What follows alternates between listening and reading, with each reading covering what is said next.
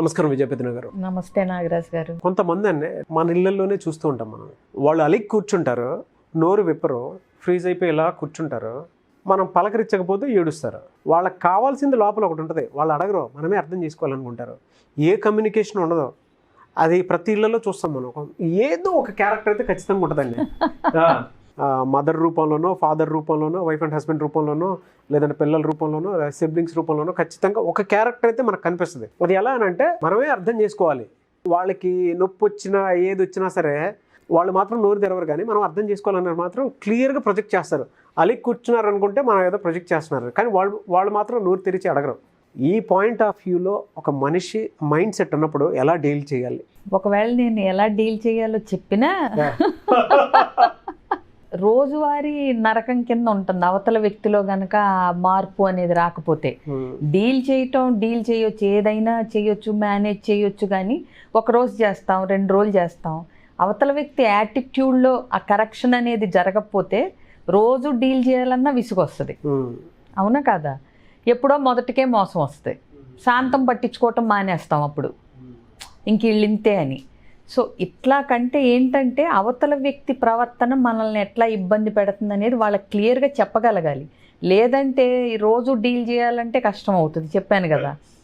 So ఈ expect చేసే వాళ్ళకి కొన్నిసార్లు ఏంటంటే, నేను ఒక దగ్గర విన్నాను, ఇన్ఫ్యాక్ట్ ఒక సెషన్ చేస్తున్నప్పుడు change your story, change your life అని చేశాను కదా నేను. సో అందులో మా హస్బెండ్కి ఏం కావాలి, ఎలా ఉన్నారు, ఆయన మూడ్ని బట్టి, ఆయనకి ఇప్పుడు ఏం ఇట్లానా టెన్షన్లో ఉన్నారా, లేకపోతే కొంచెం డల్గా ఉంటే పాపం ఏదన్నా అయిందా, తలనొప్పి వచ్చిందా, ఇలా కనుక్కుని చేయగలుగుతున్నప్పుడు మేమేదన్నా ఉన్నప్పుడు వాళ్ళు ఎందుకు కనుక్కోలేరు అని ఆవిడ క్వశ్చన్ వేశారు.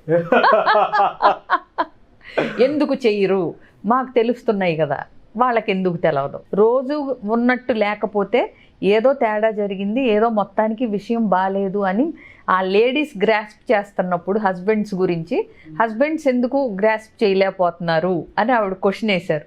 దీనికి వెంటనే లేడీస్ చాలామంది వత్తాసు కూడా పలికారు.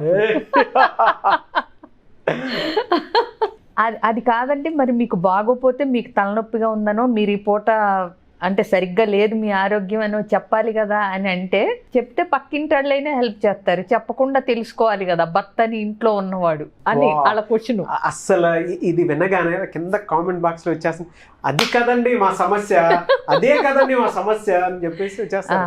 కానీ అది కరెక్ట్ కాదని నేను అప్పుడు చెప్పటం జరిగింది. కాసేపు వాళ్ళకి లాజికల్గా ఎక్స్ప్లెయిన్ చేసిన తర్వాత వాళ్ళు కూడా ఒప్పుకున్నారు. ఏంటంటేనండి, మీరు అలా చెప్తుంటే ఒకటి గుర్తొస్తుంది, పాపం భరించేవాడే భర్త కదండి.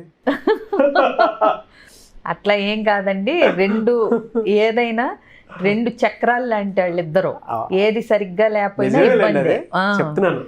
ప్లస్ ఇంకోటి, భర్తలందరూ ఇలా, భార్యలందరూ ఇలా అని మనం ఎవరిని ఒక ఘాటిని కట్టేయటానికి లేదు. సో భార్యాభర్తలు అన్నాక ఇద్దరిలోనూ కొద్దిగా అటు కొద్దిగా ఇటు ఉంటుంది, దాన్ని బ్యాలెన్స్ చేసుకోవాలి. సో ఇక్కడ నేను చెప్పేది ఏంటంటే, అడగకపోతే అమ్మైనా అన్నం పెట్టదనే సామెత మనకుంది. అంటే తల్లికే అర్థం కాదు చెప్పకపోతే కొన్నిసార్లు, ఆకలేస్తుందమ్మా అన్నం పెట్టు అని.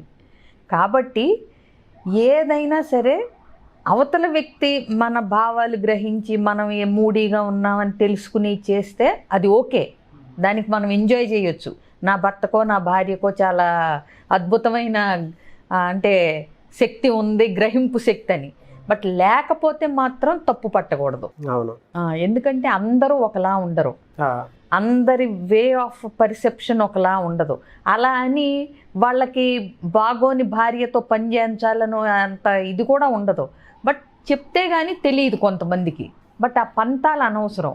ఇప్పుడు నాకు ఇవాళ బాగాలేదు, నేను వంట చేయలేను అంటే కాదనే వాళ్ళు ఎంతమంది ఉంటారు చెప్పండి? కాదు, నీకు బాగోకపోయినా చెయ్యని ఎవరంటారు? బట్ ఏంటంటే బాగోనిది గమనించటం అనేది అందరూ చేయలేరు. అవును. ప్లస్ కొంతమంది ఏమనుకుంటారు, చెప్తే తెలిసేది కదా, దీనికి ఎంత రాద్ధాంతం ఎందుకు, సింపుల్గా. ఎప్పుడైనా మనం చెప్పకుండా ఎవరైనా గ్రహిస్తే ఎవరికైనా ఆనందంగా ఉంటుందండి. మన గురించి పూర్తిగా తెలిసేళ్ళకి నా ఫీలింగ్స్ ఎప్పుడు ఎట్లా ఉంటాయి అనేది తెలుసు అని. బట్ నేను అనేది ఏంటంటే, ఓకే అది మనం ఎంజాయ్ చేయొచ్చు, బట్ అన్ని వేళలా అది కొన్నిసార్లు అట్లా జరగనప్పుడు మనం హర్ట్ అవ్వాల్సిన పని లేదు. అది నేను అనేది. ఎప్పుడైనా సరే expectations when they are not openly said అవి అన్మెట్గానే ఉండిపోతాయి. చెప్పకుండా మనం ఎక్స్పెక్ట్ చేస్తూ ఉంటే అవి నెరవేరే ఛాన్సులు తక్కువ ఉంటాయి. కాబట్టి మీకు ఏం కావాలో చక్కగా విపులంగా చెప్పండి, అవతల వ్యక్తి చేత చక్కగా చేయించుకోండి, అడిగి మరీ చేయించుకోండి. ప్లస్ ఇంకొకటి, మాకు తెలిసినప్పుడు వాళ్ళకి ఎందుకు తెలవదు అనేది ఏంటంటే ఏదో ఈక్వేషన్ లాగా లెక్కలేసుకున్నట్టుగా క్యాలిక్యులేటింగ్గా ఉంటుంది. ఏ రిలేషన్షిప్లో అయినా క్యాలిక్యులేషన్స్ బట్టి నడవదండి. అవునండి. సో ఎవరికి ఏ విద్యలో నేర్పరితనం ఉంటే అందులో ఉంటుంది. ఇప్పుడు వైఫ్కి హస్బెండ్ మనసు తెలుసుకుని ప్రవర్తించే లౌక్యం ఉందనుకుందాం, ఆ తెలివి, ఆ నేర్పు హస్బెండ్కి ఇంకొక దానిలో ఉంటుంది. అవును.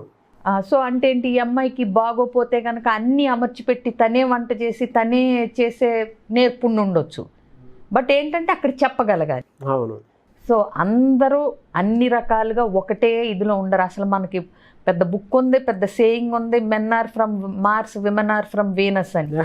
ఎంత చేసినా మొత్తం మీద బయలాజికల్గా, జెనెటికల్గా మీరు చూస్తే ఆడవాళ్ళకి మగవాళ్ళకి కొన్ని తేడాలు ఉంటాయి ఆలోచన విధానంలో. కానీ ఏదైనా లేడీసే స్ట్రాంగ్ అండి, మెంటల్గా, ఫిజికల్గా. ట్రూ అండి.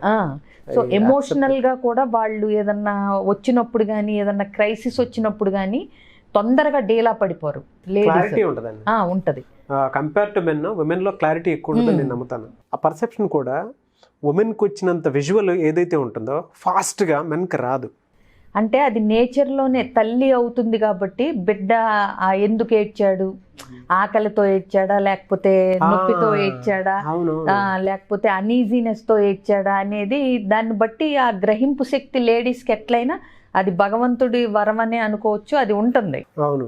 ఎమోషనల్ స్ట్రెంగ్త్ కూడా కంపారిటివ్గా ఉమెన్లో ఎక్కువ ఉంటుంది. అలా అని మగవాళ్ళకు ఉండదని కాదు. బట్ ఏదన్నా ఒక క్రైసిస్ వచ్చినప్పుడు, ఏదన్నా వచ్చినప్పుడు ఆ నిలబడగలగటం, ఆ ఎదుర్కోవటం అనేది బాగుంటుంది. స్ట్రెంగ్త్ మెన్లో సోషల్ స్ట్రాంగ్నెస్ ఎక్కువ ఉంటుందని నమ్ముతాను నేను.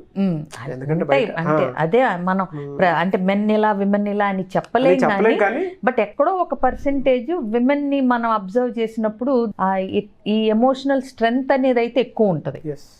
డీల్ చేయటం కానీ, త్వరగా డీలా పడిపోకుండా ఉండటం కానీ, లేదా డీలా పడిన అందులోంచి లేవటం కానీ, ఇవి ఎక్కువ ఉంటాయి. ఇట్లా ఉన్న వైఫ్స్ హస్బెండ్ నుంచి కూడా అదే ఎక్స్పెక్ట్ చేయటం అనవసరం. ఈ డిఫరెన్స్ ఆఫ్ ఒపీనియన్స్ కానీ, ఎమోషనల్ కనెక్షన్స్ కానీ, డిసగ్రిమెంట్స్ కానీ ఏదైతే ఉందో దాన్ని రెస్పెక్ట్ చేసుకుంటూ ఎవరు ఎందులో బాగుంటారో ఆయా ఏరియాస్లో వాళ్ళు ముందడుగు వేస్తూ, ఆ లేనిది ఎవరికైతే తక్కువ ఉందో దాన్ని కాంపెన్సేట్ చేస్తూ ముందుకెళ్ళగలగాలి. అవును. చెప్పకుండా అర్థం చేసుకోవాలి అనేదాన్ని ఎక్స్పెక్ట్ చేయొద్దని ఎన్నోసార్లు చెప్తాను నేను. దానికి ఉదాహరణగా ఇదే, అంటే పాడిందే పాట అన్నట్టు ఇంకా మైండ్ రీడింగ్, ఆర్టిఫిషియల్ ఇంటెలిజెన్స్లో ఇంకా మైండ్ రీడింగ్ యాపరేటసో లేకపోతే మైండ్ రీడింగ్ ఇంకా అల్గోరిథమో కనుక్కోలేదు.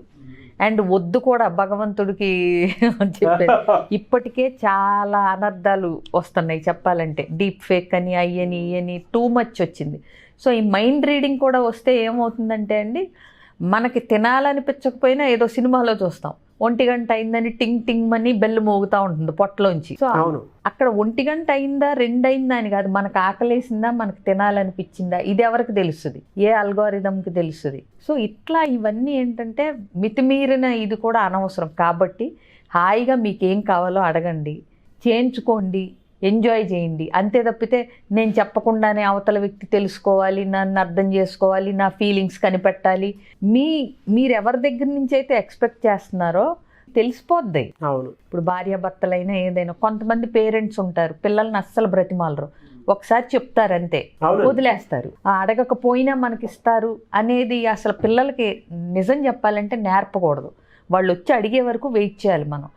సైకిల్ తొక్కే వయసు వచ్చింది కదా అని సైకిల్ కొనిచ్చేసి, తర్వాత బండి తోలే వయసు వచ్చిందని బండి కొనిచ్చేసి అడగకుండానే మనం ఇస్తే దానికి వాళ్ళకి ఆ వాల్యూ కూడా తెలియదు. సో ఏదైనా అసలు ఈ గోలంతా ఎందుకండి, కావాల్సింది అడగండి, చక్కగా చేపించుకోండి అవతలాలతో, భార్య అయినా భర్త అయినా. ఇప్పుడు పిల్లలు బిజీగా ఉండి కొన్ని మర్చిపోవచ్చు. తల్లిదండ్రులు కొంతమంది ఒకసారి చెప్పాం కదా పద్దాక ఎందుకు అడగాలి అనేది, చెప్పాం కదా ఇబ్బంది పెట్టడం ఎందుకు అనుకునే వాళ్ళు ఉంటారు. ఒకసారి చెప్తే చాలదా ఎన్నిసార్లు అడగాలనుకునే వాళ్ళు ఉంటారు. సో అది అండర్స్టాండింగ్ ఉండి అడగండి, చేయించుకోండి. ప్రశాంతంగా ఉండండి.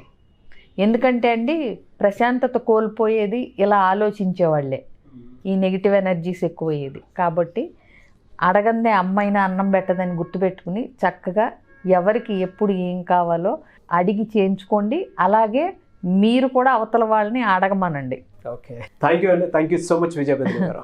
చాలామంది మనం చూస్తే రిలేషన్షిప్లోనే చిన్న చిన్న ఈగోస్ కానివ్వండి, లేదంటే మెంటల్లీ స్ట్రెంగ్త్ అవ్వక వీక్గా ఉండేటువంటి వాళ్ళు ఉంటారు, లేదా ప్రస్తుత పరిస్థితిని అడాప్ట్ చేసుకోవడం కూడా కొంతమందికి అర్థం కాక లైఫ్ స్పాయిల్ చేసుకునేటువంటి వాళ్ళు ఉంటారు. సో అటువంటి వాళ్ళు వీడియోస్ చూసిన తర్వాత మనం ఏ టాపిక్ మీద అయితే డిస్కస్ చేస్తూ ఉంటామో వాటి మీదే డౌట్స్ కోసమో లేదంటే సలహాలు సూచనల కోసమో మీలాంటి వాళ్ళ దగ్గర కౌన్సిలింగ్ తీసుకోవాలనుకుంటారు, అప్రోచ్ అవ్వాలనుకుంటారు. అది వైఫ్ అండ్ హస్బెండ్ రిలేషన్షిప్ అయినా సరే, లివింగ్ రిలేషన్లో ఉండేటువంటి వాళ్ళైనా సరే, లేదు మానసిక సమస్యలు ఉండేటువంటి వాళ్ళైనా సరే.